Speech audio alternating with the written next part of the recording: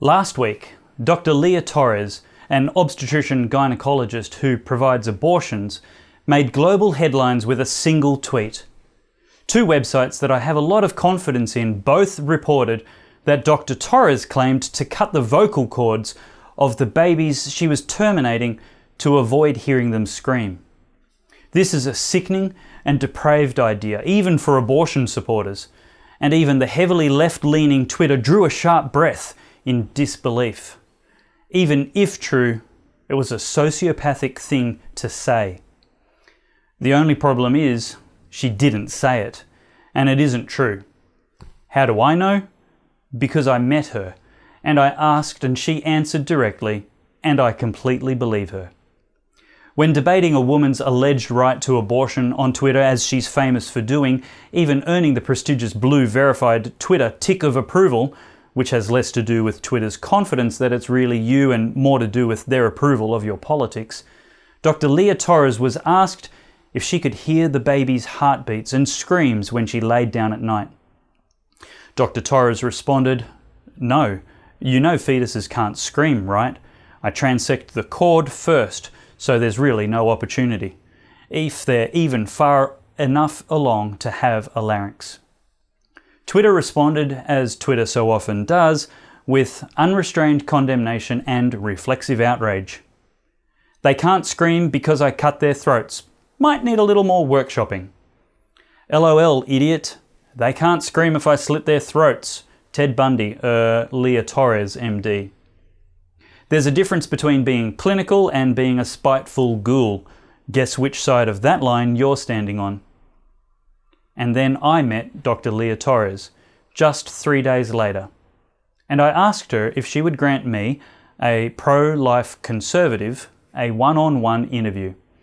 And in the interest of promoting dialogue between pro-life and pro-choice people, she graciously said yes.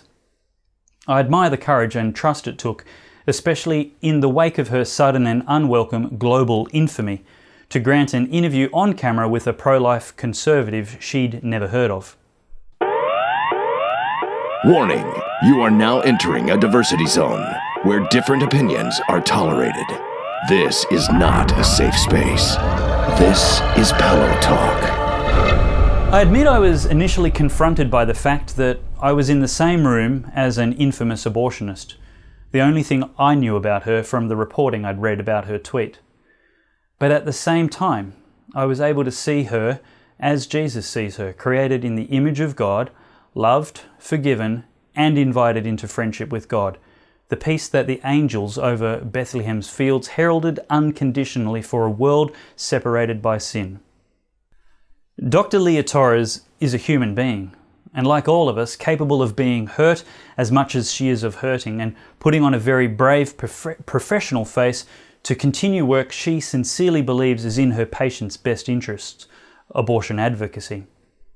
I saw a woman who was being publicly humiliated, shamed and dehumanized because she'd been caught in the act, so to speak, just like the woman who was dragged before Jesus, literally for public execution for her sins, not just castigation on Twitter, at least half naked and extremely vulnerable. Now hear me loud and clear if you're unfamiliar with my work. I'm pro-life, conservative, and Christian. I'm against direct abortion for any reason, as well as capital punishment. I'm not a trained, qualified, or experienced journalist. My bias is very publicly acknowledged, and that's part of my attempt at credible objectivity. If someone denies they bring any worldview or bias to their research, writing, or commentary, run for the hills. They're either lying to themselves or to you. I have a problem with how the people whose work I admire and respect covered this story. LifeSite News reported that Dr Leah Torres claimed to cut babies' vocal cords. The Daily Wire also said, Dr Torres shared her secret for scream-free murders. You cut the child's vocal cords before you complete the rest of the procedure. Now you and I know no one is perfect, and it's probably just a matter of when, not if, I also inadvertently misrepresent the facts. I attempted to contact the writers of those articles for an opportunity to comment on this editorial, and if they get back to me, I'll add their comments as a PS to the post on my website, davepellowe.com. To their eventual credit, LifeSite News amended their article 6 hours later to admit an earlier version of this story said Torres was referring to baby's vocal cords. It's unclear if she meant spinal, umbilical, or vocal cords. All you had to do was ask. The things abortion providers and activists actually believe, say, and do are more than enough to horrify and plenty enough to criticise and logically, factually attack. So there's no need to make stuff up when trying to highlight the horror and human rights violations perpetrated by abortion which concern pro-life activists. One of the conditions of Leah's agreement to trust me with an interview on the record was to not ask anything sensational. She and I both knew she was talking about that tweet. I agreed. Leah asked me for a list of questions I wanted to ask. I admitted I didn't have any, wasn't expecting to meet her, and normally just have a relaxed conversation with my guests in which we simply chat and explore ideas together. Now back in America, Dr. Leah Torres has updated me that she has received legitimate death threats, which she's never experienced in the past, despite this not being her first Twitter storm. That's frankly disgusting. Jesus clearly said that kind of hateful response deserves the same judgment as murder itself. What I'm trying to facilitate here is civil debate, not personal hate. It's hard enough to try and get lefties to separate attacks on ideas from attacks on individuals without such immaturity from our own side. Grow the heck up. I don't care if you disagree with me or agree with me. If your conversation crosses the line, I'm going to hide or delete it. Spew your bile on your channel or page, not mine. Let's set a different tone for advancing our ideas. Civil disagreement and logical debate is welcome and encouraged. In the following interview, there are many places where I disagreed with Dr. Torres was saying, and I had rebuttals to offer, but the goal we agreed on was to demonstrate respectful dialogue between opposing activists. She's a highly experienced debater, but really my first high-level adversary in a live format. It's much easier for behind the safety of a keyboard.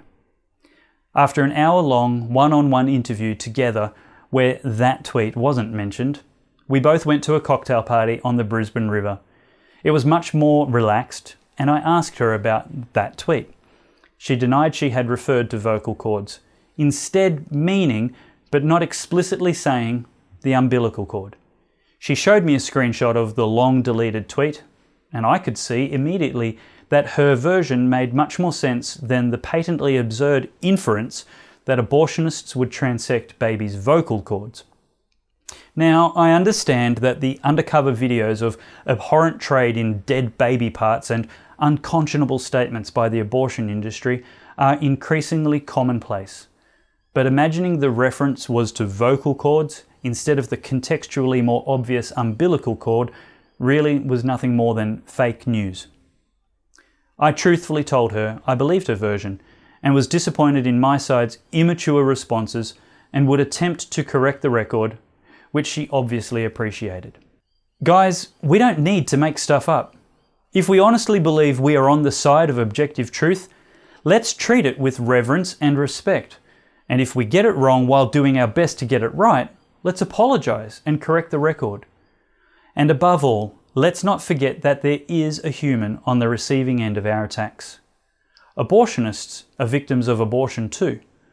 Abby Johnson admits that 2 years before she eventually did quit the abortion industry as a director for Planned Parenthood, she considered approaching the pro-lifers outside her clinic, but was intimidated by their aggression and didn't go outside.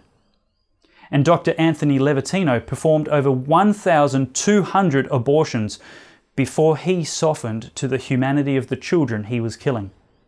In describing his previous experiences with pro-lifers, he advises that you need a relationship of some sort with someone if you want to change their mind.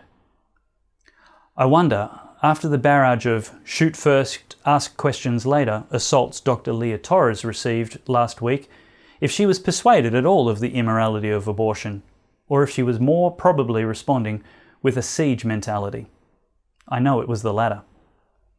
My very, very sincere prayer is that after this interview and subsequent friendship, this abortionist has more opportunities to discuss the problems in her science and philosophy without feeling like she's personally under siege. Here's the interview. Dr. Leah Torres, thank you very much for sitting down with me so we can have a chat. I don't know if you are aware or not, but there were more than a few people here who were obviously strongly pro-life, and they found it very confronting to have an abortion provider here. Were you aware of that at all? I presumed as much. Yep. It's not a usual situation, but I think that part of what Tiana and I are trying to do is to make it more of a usual situation, make the dialogue that can occur actually visible, let people see that we shouldn't be fighting each other, and we are all working toward a common ground, and that is what is best for pregnancy, reproductive health, reproductive justice. These are all areas of common ground that we can agree upon, and maybe to put sort of strong personal differences aside and see how we can work together for the greater good. Yeah. My response when, somebody asked me why would they invite her was because if we're not prepared to listen, how can we ask anybody else to listen when we're speaking? And I think it's just that simple. Was there anything that you heard today that you found confronting or upsetting? What I heard today was bits that were inspiring as well as bits that were shocking, and I think that was the case for anybody in the audience. It is difficult to hear when people are entering into a situation that is unplanned, such as pregnancy, and then to hear that they may have experienced coercion. And anybody that knows me knows that I'm highly anti-coercion, either coercive abortion or coercive birth. It is upsetting, incredibly so, to hear that people are not granted the freedom to make the choice that's best for them, that they feel pressured one way or another to do something that they might not ordinarily do if all of the circumstances were even and they had the resources all available to them. Ideally, that's what we would like to work toward, is that people have the opportunity to make a true choice.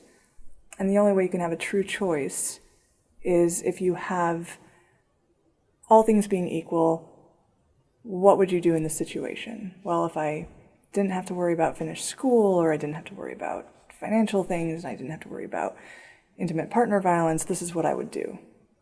That's not the world we live in, unfortunately. And so to hear that people are still experiencing these things is very upsetting.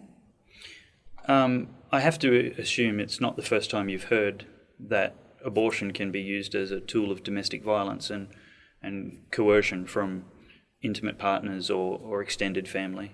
That's correct. It's, as with many aspects of reproduction, birth as well, pregnancy, birth, abortion, there's the whole gamut that can be used as a coercive tool. How do you in your practice,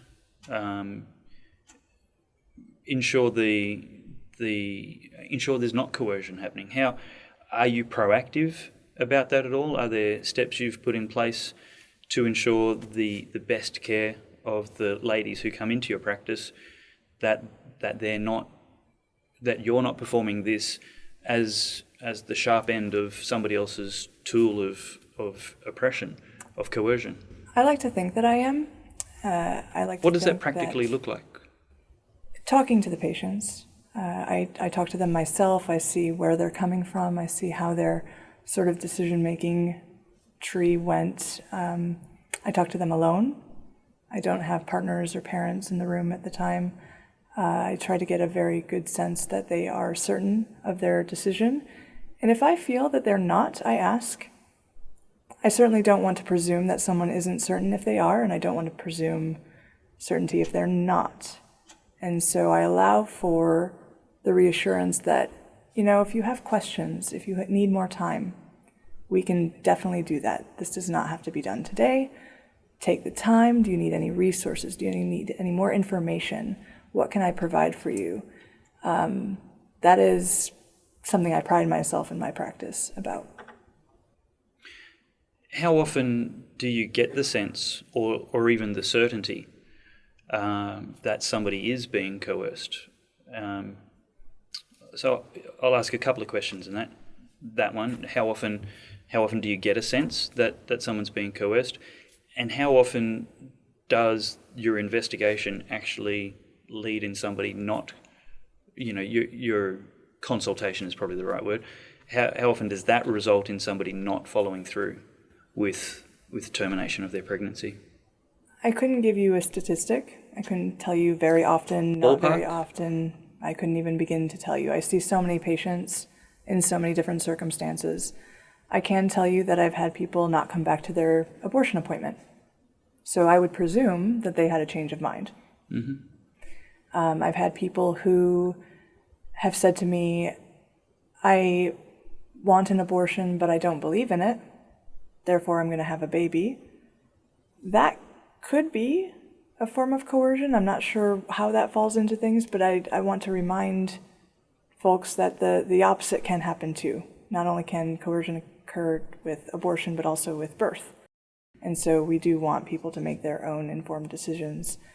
I have seen folks who say, I just don't know, or I feel like I'm being pressured. And so that is, while not terribly common, it's certainly not so rare that I can't think of a few examples. And so I would hope that in the end, their decision was their own. Yeah. I want to, I guess, toss around the idea or the narrative of coerced birth or forced childbirth, as it's sometimes put. I have a problem with that language. I think it's misrepresentative of the reality that it's actually a hands-off approach, not a active interference, which results in childbirth. If left alone, if nothing else happens, nature takes its course and a pregnancy is carried to term and a child is delivered. Calling that forced childbirth, I think's emotive and not an accurate representation of what's going on. Do you want to respond to that? I think that if you're undergoing an experience that is undesired and your options are removed, that could be viewed as forced. I see how people would think that. But while childbirth is, as you say, natural, we have not developed a way to, if you will ourselves to become pregnant or will ourselves to become not pregnant if we are. So there are people with infertility issues. They can't get pregnant, but they'd like to be. Yeah. And the opposite side of that coin is there are people who are pregnant and don't want to be. And so we've been, as a species, performing abortions since we've been getting pregnant. We've been using contraception. We've been determining our own reproductive destinies since we've been reproducing, essentially. And so while the typical outcome of a pregnancy, if left alone, is childbirth, it also may be a miscarriage. It also may be an ectopic pregnancy. We want to make sure that that outcome is the one that's desired. And so that's putting the power back in the hands of the person who's pregnant, who's actually undergoing all of those health and life risks to continue that pregnancy.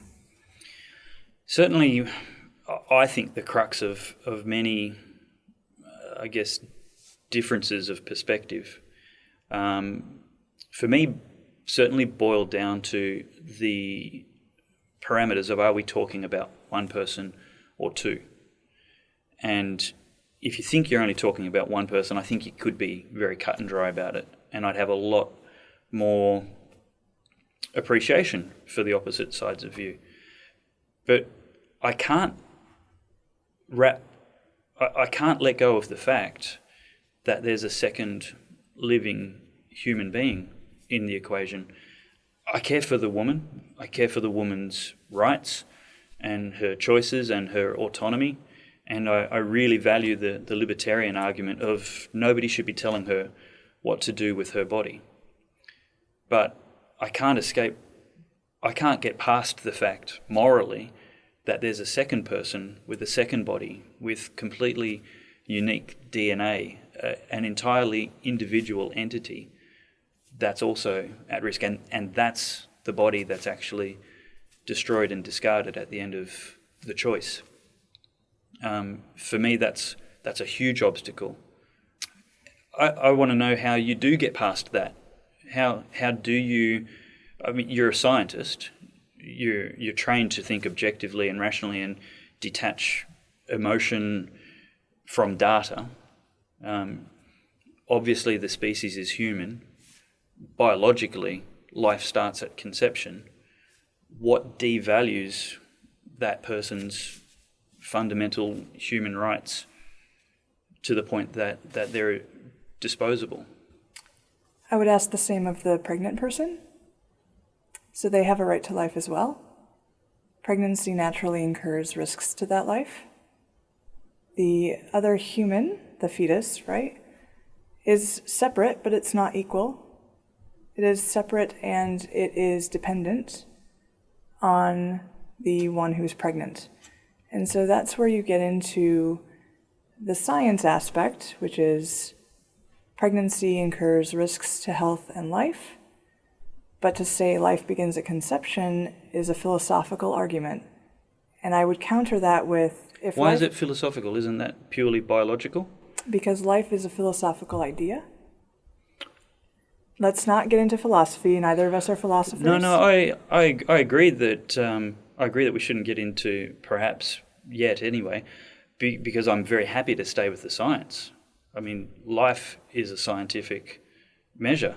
Where there's growth, where there's change, where there's... Well, growth is enough of a description, whether it's a tree or fungus or an animal, where there's mitosis and cellular reproduction, growth, development without intervention. Isn't that the universal scientific definition of life, whether it's in a womb or on Mars? I don't think there is a scientific universal definition of life. I don't. But my question would be, instead of asking when life begins, when does the pregnant person's right to life and bodily autonomy end? So you have an entity inside of the uterus that is changing the physiology of the pregnant person, altering normal processes that occur when they are not pregnant. These processes lead to risks of pulmonary embolism, heart failure, kidney failure, hemorrhage after birth.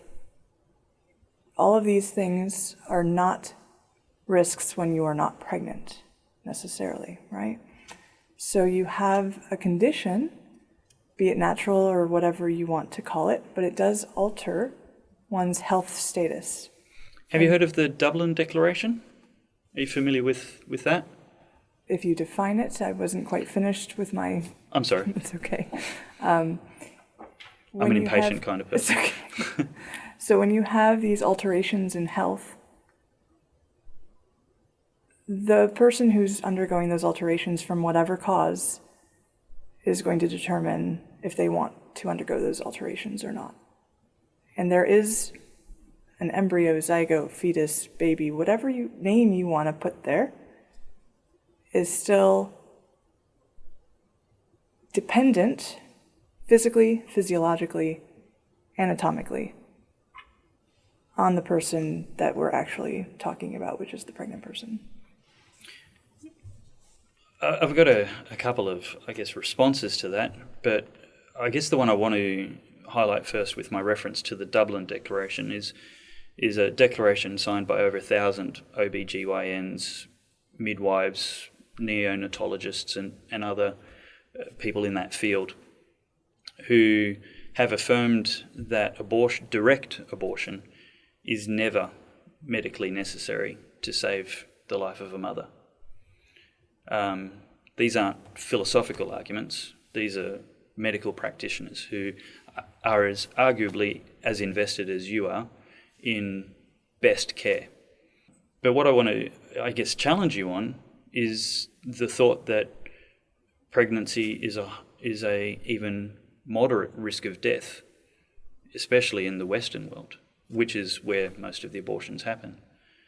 Yeah, I don't think that's even statistically demonstrable that pregnancy is a risk of death. Yes, there's a statistical presence there of some sort. It measures, it does happen, but many times, many thousands times more, if not hundreds of thousands times more, babies are delivered, and the health of the mother is perfectly intact and perfectly recovered as a result, as opposed to any that are lost. I would disagree that the health of the mother is perfectly intact. She undergoes a lot of changes in pregnancy. That's true. And that may return to normal and it may not. What is normal? Where did she start? Where did she end? These are statements that are easy to say, but they are highly unclear, and they are also overall not the case, I would say. And if someone can tell me that this person who is pregnant will have no changes to their body, will not die in childbirth, then yes, I think your assertion that no abortion has ever saved the life of a mother is true, except no one can make that assertion. And I have seen women die in childbirth who wanted an abortion. And so I can say, actually not providing an abortion has killed women in childbirth because she wanted an abortion and she couldn't get one. We've also seen that happen in sensationalized cases, but still, withholding an abortion, D&E, D&C, a medical intervention to end the pregnancy, which is what, of course, Savita needed, that did, scientifically, medically speaking, result in her death. But bringing her case up, what killed her was sepsis. From the pregnancy. Which aborting doesn't solve. It does. Aborting doesn't end the sepsis. You still have to treat the infection. You treat the sepsis. Part of treating the sepsis is removing the source of infection. The source of infection was the fetus, amniotic fluid, and placenta. Now, this is one part where I had to let Leah get away with statements that were factually wrong. I simply wasn't familiar enough with this case that is nearly 5 years old. So I'm taking the opportunity here to correct the record, and of course the conversation can continue in comments or articles and videos in response. Savita presented a week earlier with severe back pain. She was miscarrying. The miscarriage continued for 3 more days, during which time she developed severe sepsis. The coroner's court concluded Savita's death was specifically due to sepsis, E. coli, and miscarriage. You can't abort an inevitable miscarriage. The baby was already tragically dead or dying. There was no direct abortion denied, and therefore it could not be the cause of her death, which didn't stop pro-abortion choice activists rushing to exploit the tragic events for fake news. There is a huge moral difference between direct and indirect abortion.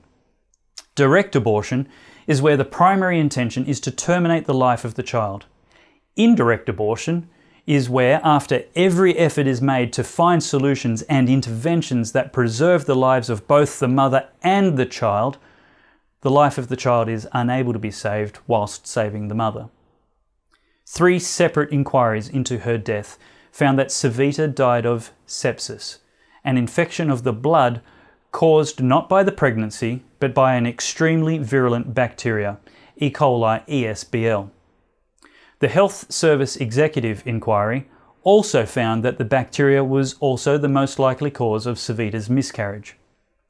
The inquiries found that Savita's case had been medically mismanaged in the hospital, with the Health Information and Quality Authority inquiry pointing to 13 missed opportunities to save her life, not the singular lack of a direct abortion, although at least one person gave evidence to the contrary. According to the United Nations, Ireland is one of the safest places in the world for a woman to be pregnant. Their maternal mortality rate, the rate of women dying in pregnancy and childbirth, is very low. Clearly, if abortion was required to save women's lives, that would not be the case. A major government hearing in 2013 heard from senior Irish obstetricians who, when asked if they were aware of instances where there had been needless maternal deaths because of Ireland's ban on abortion, confirmed that they did not know of any situation where a woman had lost her life in Ireland because she was denied life-saving treatment when required. A link to the clear and factual accounts of this case, including the inquiries, is included in the notes for this video's post in my website, davepellowe.com. So obviously a woman's body changes at any given time when there's a pregnancy. That's a given. I don't think that's a good justification for killing a living human being, terminating a pregnancy. I think the line that's drawn is essentially geographic. It's 5 inches in the wrong direction, and your life is considered less than equal of any other living human. And I think that's a dishonest way to look at pregnancy, and I think that's an incomplete picture of pregnancy. I also think it's doing a disservice to pregnant women and sort of minimizing what they go through. I'm not minimizing what they're going through. What I'm trying to do is not minimize the inherent value and dignity of the human life that's inside them, because that's the wrong I'm trying to correct with the description is that person that's inside doesn't become less valuable because they're inside their mother, doesn't become more valuable or less dependent when they're outside their mother. Valuable to whom? Inherently valuable. And I would say that the pregnant person is inherently more valuable, regardless of whatever value you place on their pregnancy, because they are the ones undergoing the risks of bringing that life out of the uterus. In what percentage of pregnancies would you say the mother's life is at risk? 100%. Really? Every pregnancy carries risks. Yes, well, every pregnancy carries risk, but clear and present danger of ending the mother's life? Until immediate and present danger? Until proven otherwise, 100%. Just like 100% of the time you risk a car accident getting into a vehicle and driving on the road. Now, of course, with 3 kids, I know that a woman's body suffers extraordinary stresses and some permanent changes during pregnancy, childbirth, and breastfeeding. But the statistical risks to a mother's life in Western developed nations are quantifiable. According to the World Health Organization, there's between a 0.012 and 0.028% chance of dying from pregnancy or childbirth in America. In Australia, it's just 0.007%. That's 7 in 100,000. For perspective, according to the Harvard School of Public Health, the risk of dying in a car accident is actually double that of pregnancy, at 0.015%, or 15 in 100,000. If you feel safe to drive on the roads when observing the normal precautions and safety advices, you should have no less fear of the risks when pregnant or giving birth with normal medical care. The ever-present but statistically remote risks caused by pregnancy are not justifications for mothers killing their children at any stage of their early or later development. It's basic triage. Unless there is a demonstrated, clear and immediate threat of danger to the mother's life, deliberately taking the child's life is immoral and unethical. An umbilical cord doesn't diminish the duty of care, it establishes it. But wouldn't even the potential value of the child inside put the burden of proof not on potential risk, but immediate risk? It's not about the value of the child inside, it's about the value of the person who's pregnant. But discarding the so- child makes a value statement about the child. I don't see how. Well, because you've discarded it. You've said it's worth less than the remote possibility. Why is that the statement, and why isn't the statement the pregnant person is worth more? Well, it may be both, but it's not. But do you see what I mean? No, I don't, because you're still making the statement that the remote risk of changes to the mother's body or extreme results thereof, obviously there's a high The guaranteed probability. risk of changes. Yeah, but the extreme case that justifies ending someone with inherent value, although you'd say less inherent value, but do you agree there's some inherent value in the human life inside? I would agree with whatever my patient feels. Does your patient's feelings change the facts of the inherent value of other people? It does, depending on what religion you're talking about, what background they're coming from, what situation they're in. They may not value a product of rape, for example. They may not value the fact that their uncle has raped them and caused them to be pregnant. I don't get to make those calls. All I get to do is tell my patient, this is what's happening. These are your options. Let me answer whatever questions you have. Are you considering abortion? Yes? Okay, well, let's talk about what does that look like. Are you considering parenting? Are you considering putting the baby up for adoption? Let's talk about what all of those things look like. I don't get to pass my values of a pregnancy onto somebody else because they are the ones who are pregnant. I have to disagree with that, because we can, unless you dismiss the existence of objective reality and truth altogether, any individual's subjective interpretation of reality has limited use to the entire population. And these are the things that we're discussing, is for our society as a whole, what is the value of an unborn child? Before government, before personal opinion, what is the natural law? What is objectively moral? There are societies who practiced things that we would both agree today, in retrospect, are abhorrent. We could name them, but your imagination's as good as mine. We don't need to sensationalize the examples. My point would be that there is objective truth. We can agree on that today, but subjectively, in that society, at that moment, it was popular. It may have even been legal.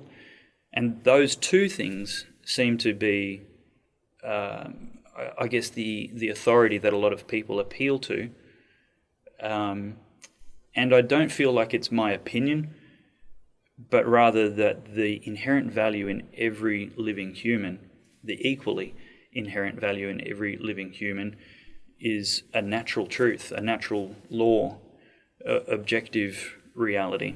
And I'm very happy to argue about that and hear why I might be wrong, because I don't want it to be subjective. I want it to be the truth that we can discover and disagree on and get closer to together. What I do want to do is reject the notion that someone's subjective perspective changes objective truth, and the assertion that you made that you're entirely dependent on someone's subjective truth to know the value of another living human. So I will give you objective truths, objective facts, if you will. A pregnancy cannot exist without the resources of the pregnant person for at least 24 weeks.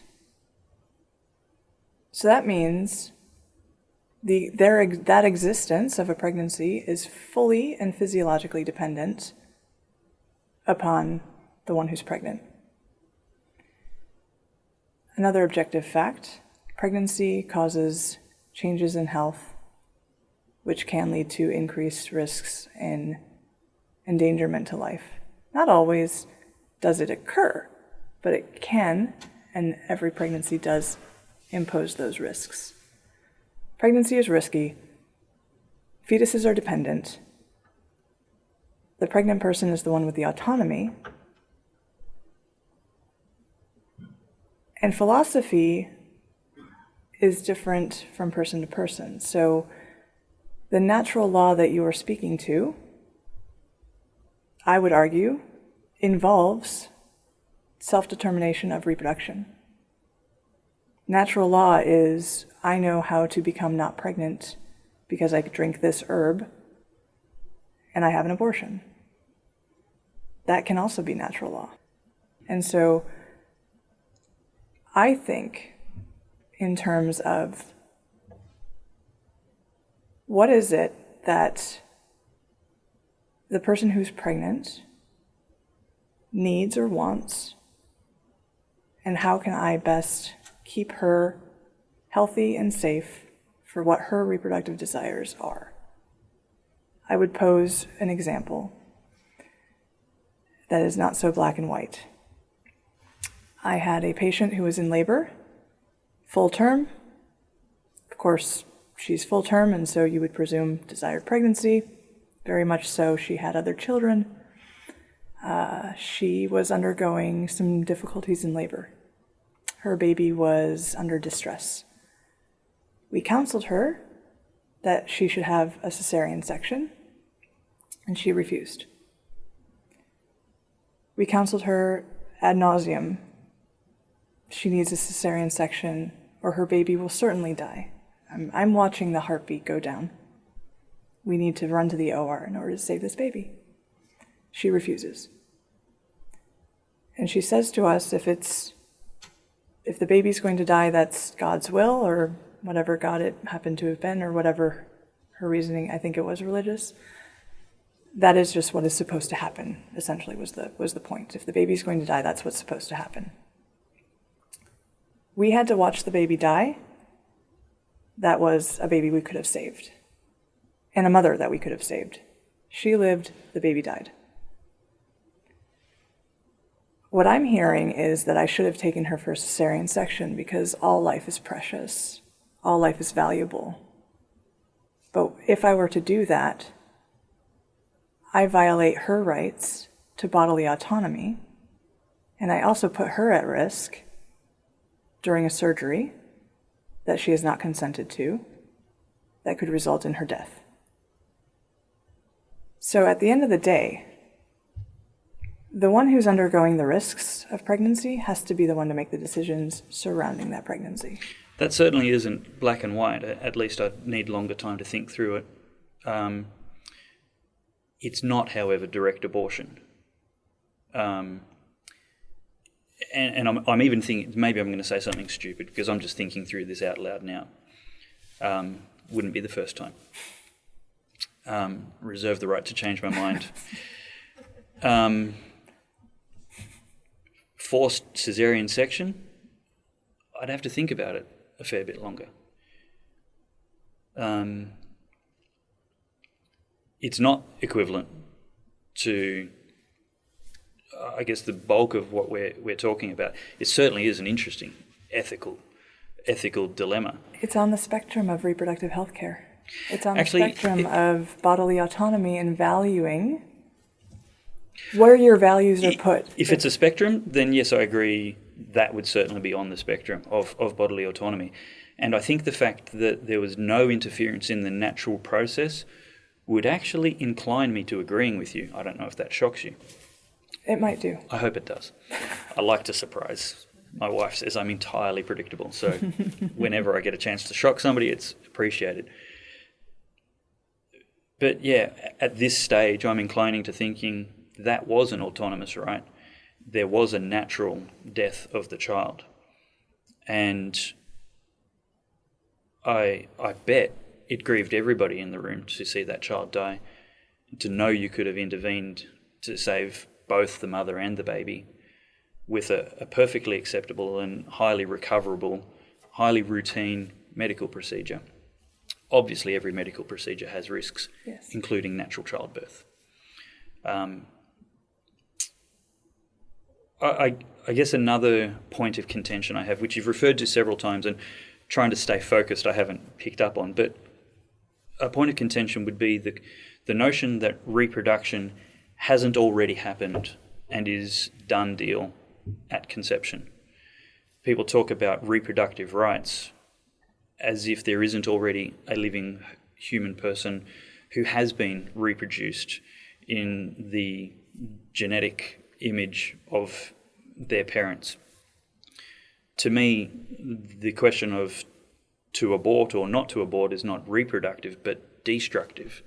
It's the destruction, purposefully, of a already existing living human.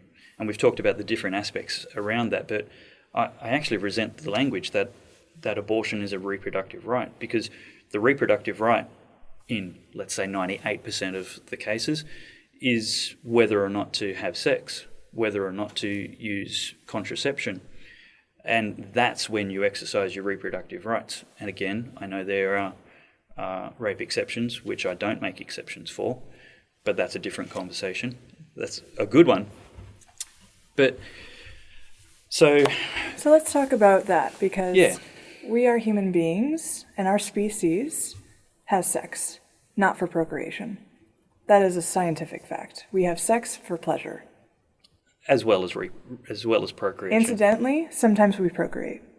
The fact that it happens at all is actually quite amazing because it's a very complicated process. Yeah, right? yeah, I learned that in high school biology. It's a miracle every single time. Well, it's not a miracle if it happens 200 times a day, but statistical improbability. Right. So, by nature, we are sexual creatures. That's point number one. So to say, oh, you just don't have sex is kind of... But we're not animals. Unlike any animal, we have self-determination. Hold on, just a moment. To say that we don't have sex except for procreation is unreasonable. It's an unreasonable expectation. So then you say, okay, but we can take measures like contraception to avoid a pregnancy if we want to have sex and not be pregnant, right? Okay, yes, I agree. No method of contraception is 100% effective. I've actually performed abortion procedures on a woman who had her tubes tied and her partner had a vasectomy. Wow. That should not happen. That's the miracle of birth. I mean, that's nature just... Or conception in this case. Being nice to you, right? Like, you tried everything. Yeah. To avoid a pregnancy, and here you are. That'd break the hearts of many infertile couples. Exactly. True also. So then you have that's the other end of the spectrum, right? Mm. No method is 100%. So now you say, we're sexual creatures, we use contraception, but no method is 100%, so pregnancies are bound to happen when they're not wanted. Whether it's unplanned, mistimed, I'm not even getting into that. I'm just saying there are people who can fall pregnant who do not want to be pregnant. Now tell me the options for someone who is pregnant and does not want to be pregnant.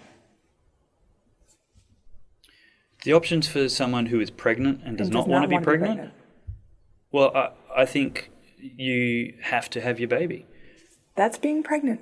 I'm talking about being pregnant and you don't want to be pregnant. You don't get to be unpregnant. Even abortion doesn't make you unpregnant. It does. Well, it makes your baby dead, but it doesn't stop all the hormones and the natural processes. It does. It's incredibly a violent disruption to a natural process that happens. No more than a miscarriage. Which is also a terribly traumatic process for women. Yeah. Without the unnatural violent intervention. You presume that miscarriages are bad, and you presume that abortions are bad. So is the only outcome of a pregnancy that's good birth? Because I've had people who did not want to have an abortion, but they were pregnant and they didn't want to be pregnant, and they had a miscarriage and they were grateful. I have people who cannot get pregnant who loathe the fact that people are having abortions. I don't get to judge either of those. We can't help bring philosophy into this eventually. Of course, but I can't. I can only do my job, which is, if you're pregnant and don't want to be, I can help you. If you're not pregnant and want to be, I can help you. That's my job. Okay, so what you're trying to rebut with this line of argumentation is my assertion that your point of reproductive rights is prior to conception. It's the sex. That's your reproductive right. That's when you get to exercise your right to choose. But my response then is, if what you're saying is that abortion should be a contraception when you fall pregnant accidentally, what percentage of women having abortions were not trying to get pregnant, were on contraception that failed, as opposed to exercising? The vast majority are on contraception that failed. The vast majority. They're also vast majority religiously. I just have to take your word for that. I don't know statistics to the contrary. I only have data really from my country. We keep very good It's probably indicative. So most are using contraception. 60 to 70% are already mothers. 70 to 75% affiliate with a religion. So we see that people have the need for reproductive health and options regardless of what their background is. And it's not for me to decide whether those are good reasons or bad.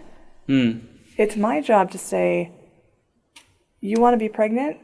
Let me help you through prenatal care. Oh, you have 12 children. Awesome. You're going to be a very risky pregnancy. But I don't get to tell her you should have an abortion. Because if she's coming to me saying, I want a 13th child, then I say, okay, let's talk about things that I'm going to be watching in this pregnancy and things I'm going to be watching at the delivery. I don't want you to bleed to death and things So something I actually don't know about you is, what else do you do? Like, do you run an abortion clinic where that's the majority of things that you do, or are you an OBGYN who does some abortions? I'm an OBGYN generalist who does some abortions. So I do a full OBGYN practice, which includes pap smears and mammograms and hysterectomies and taking care of ovaries and birth control and prenatal care and deliveries and abortions. So would abortions be 5%, 50%? Less than 5%. Okay. Just for context, because you're talking about other things that you're doing and I didn't really understand that. So I don't think it's semantics. I think it's crucially important to the language we're using to, however we deal with the reproduction, to acknowledge that the reproduction has already happened and that abortion isn't a reproductive choice, it is a destructive choice. I disagree with that. I think that's shaming, and I think that takes away from the conversation. I think it's definitive.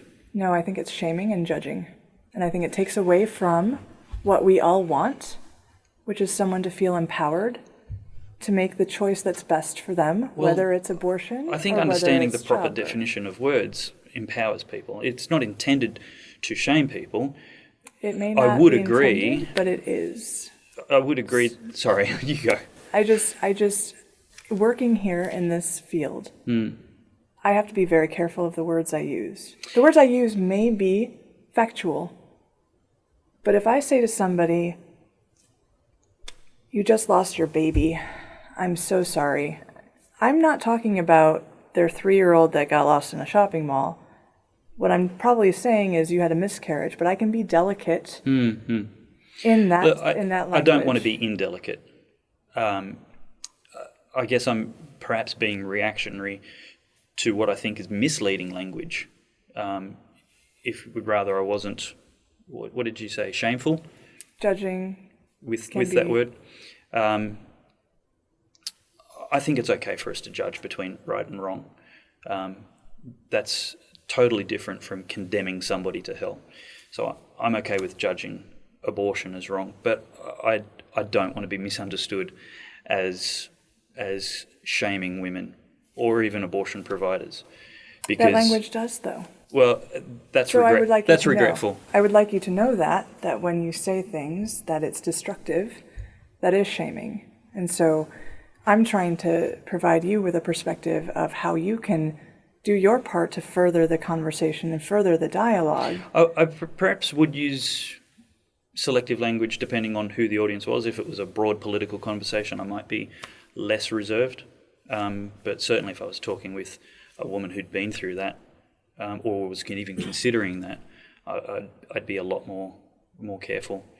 But I feel like the reproductive right is misleading and unhelpful, because it's not empowering to insinuate that the reproduction isn't already resulting in a new living human. And that's the implication, which really isn't helpful to the conversation in perhaps a different way, because it's implying that there's still time and there's not another living human being here that's deserving of care and protection like every other living human on the planet, that just, even if it's just for those 9 months, and of course there's going to be an impact, but the greater harm is certainly caused by ending someone's life and taking away all of that potential and that talent and that dignity.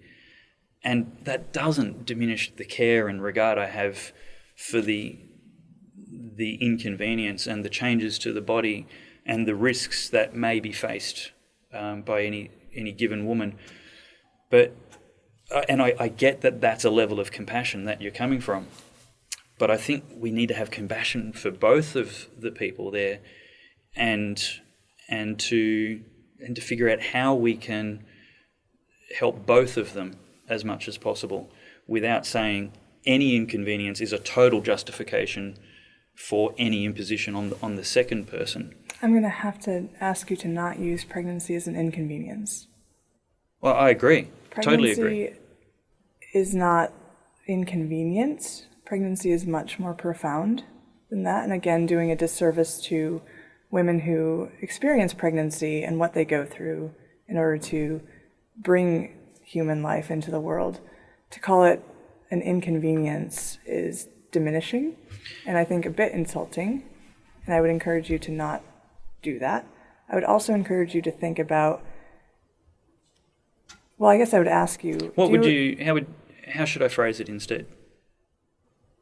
I wouldn't have phrased it in that context at all. I would say pregnancy incurs significant health and life risks, as opposed to pregnancy can be inconvenient. Those are two different thought trajectories. Well, they're certainly both true. I disagree with the term that inconvenient applies at all to pregnancy. But you get there's a spectrum there. There's a spectrum with everything, I'm right? searching. I'm genuinely looking for the right word to use to represent that. Getting caught in traffic is inconvenient. Yeah. But what word should I use instead? Right? So I would say... Because I'm not talking about the extreme end of that spectrum. There is a lower end of that spectrum. Recognize pregnancy for what it is. Well, something that profoundly I do. changes. What I'm trying to use is the language that people are relating to who are making abortion for what I would consider aren't very good reasons. The only reason that's a needed reason is I don't want to be pregnant. But what word should I use instead? Because I do want to use the best language possible. I agree it's important. To describe pregnancy? To describe what some people, certainly in their language, would call inconvenient or agree with that description, even if I don't agree with it. I would say you would want to acknowledge that pregnancy incurs significant health risks, including risk of life. I do, but... And I would also encourage you to think about the scenario that I've encountered where a woman wanted an abortion and couldn't get one and died in childbirth, and now her 3 children are in foster care because she was in this country alone. That's an undesirable outcome. Yeah, of course. And if you're going to pit abortion versus childbirth, it's just that they're not... People have to be able to make their own reproductive decisions, and to diminish the impact that pregnancy and childbirth But you've used that word again. has. I'm saying they've already reproduced. You cannot call a fetus an individual when it is still physiologically dependent and physically attached to the pregnant person. And so that's a little disingenuous. I don't agree with that. That's a Why fact. can't you call them an individual? It's not a fact. It is a fact. It's a philosophical assertion. The fetus is attached. Yeah, that's a fact. Physically and physiologically dependent. That's a fact. And therefore not equal to the pregnant person. That's not a fact. But it is. Well, we'll have to disagree on that. I'm not persuaded. So if I need your kidney to live... But a kidney doesn't... Just a moment. Just a moment. That's not equivalent. Just a moment. All right, go ahead. If I require your kidney to live, I am physically dependent on your kidney. Are you obligated to give me your kidney? No. Why not? I'm a life. I'm important. I matter. I'm going to die without it. Absolutely. Are you obligated to give me your kidney?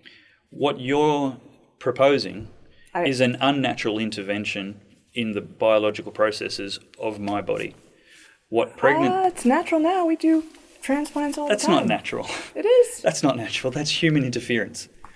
So that's what modern medicine is. That's like saying a car is natural because people made it. Modern medicine is human interference. We fight disease. Disease is natural. Cancer is natural. Bacteria are natural. Modern medicine fights all that. Where they're negative, yes. But that's what I'm saying. And so you can't call one thing that's negative unnatural, but this other thing is natural because it's positive. It's all the same. What did I say was unnatural? Oh, abortion. Right. Yeah, of course it is. So what I'm saying is you're demonstrating a bit of a la carte philosophy.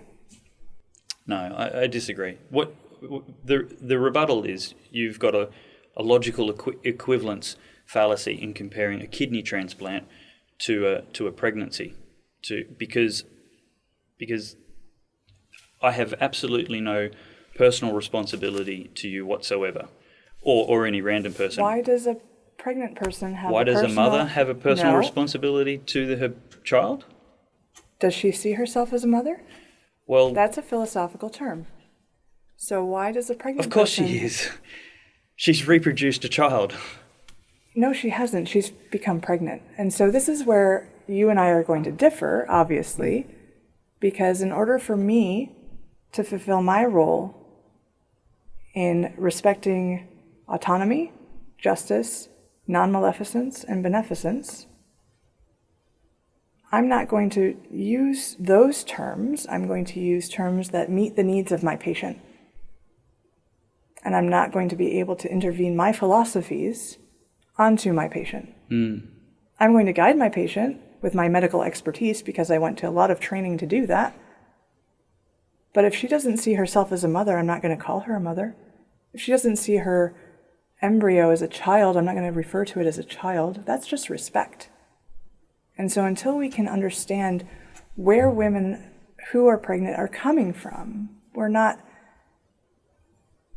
our imposing our own belief systems on them is just not helpful, and it won't get anywhere. Let me ask you about your beliefs regarding limitations on abortion. Do you believe there should be any limitations to abortion? Should any pregnant woman be able to request an abortion for any reason at any stage?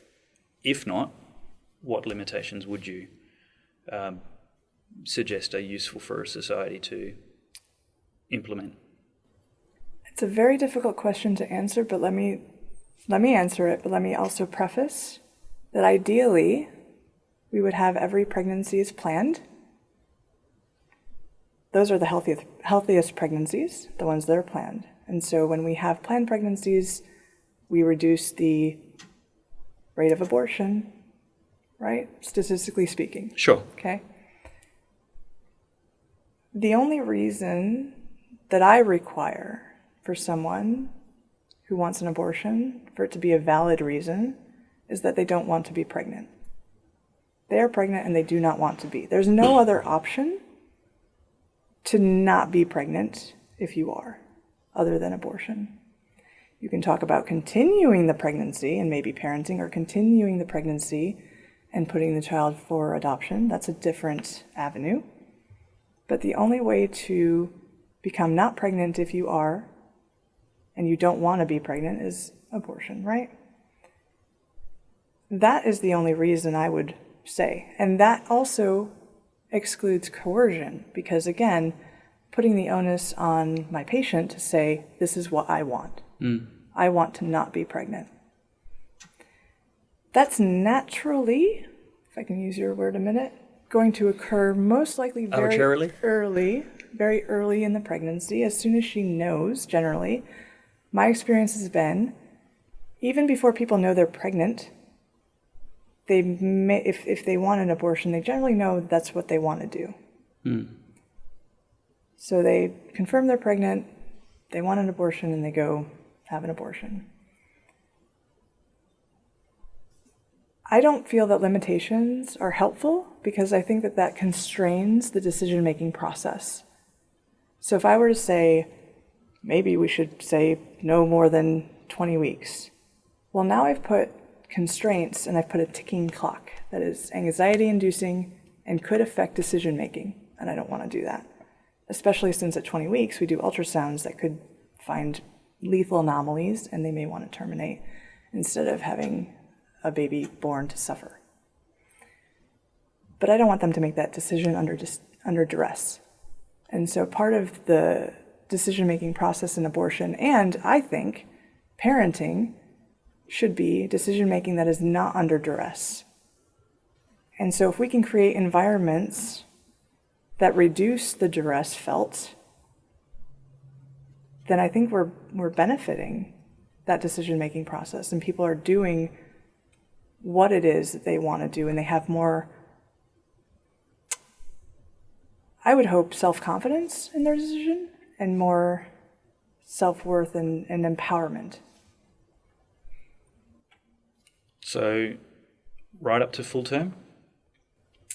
I've had that question asked of me before, and to be perfectly honest, it's a scenario that I just can't even imagine in my brain space, because no one that I can imagine in this hypothetical scenario would endure all of the pregnancy things that occur. But you know they happen. Changes. I don't. I would love to see data to that, because if they happen, I imagine it is for some very lethal malformation, some very special, not common case. And I don't want to paint the picture of, I've been pregnant for 40 weeks and now I think I'm going to go have an abortion. That's not exactly, I don't think, what is happening when you say that they do. I've not seen it happen. It's a conversation that should go on, and I appreciate you taking the time to have it with me this much. Well, I appreciate your time too. Thank you for your interest. Thank you.